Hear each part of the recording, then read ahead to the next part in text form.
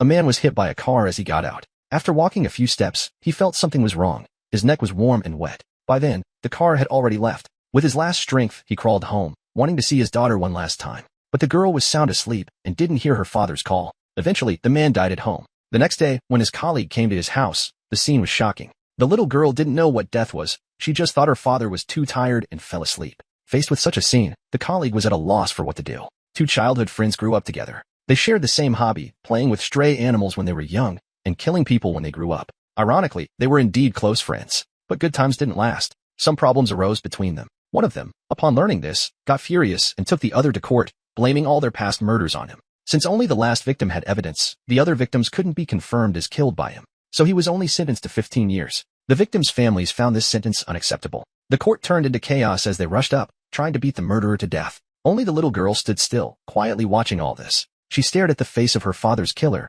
etching his features deep in her mind. She decided to take revenge with her own hands. The killer, however, just coldly glanced towards his old friend. 15 years passed in a blink. The killer was released. When the girl learned about this, she started her plan. She would imitate the killer's methods, then frame him. This way there would be ample evidence to sentence him to death. Unexpectedly, on the night of his release, the killer went to a hotel for some fun. The battle ended quickly. The woman went back to the car complaining, not realizing that her companion had already been killed by the girl. Little did she know, she was also the girl's target. Before leaving, the girl didn't forget to rinse the knife. The next day, when the police arrived, they found the two in the car dead in the same way, very much like the killer's methods. So the killer was brought to the station. Again, the police had no evidence and had to let him go. But before leaving, he certainly didn't escape a good beating. The girl went to visit her mother, only to find her being beaten. She could only wait until the man went downstairs, then stopped him. The girl said to the man, "It's time to show your worth." At dawn, the killer went out for a run. Unexpectedly, he was blocked by a group of people on the way. He curiously went up to watch, only to find another person killed,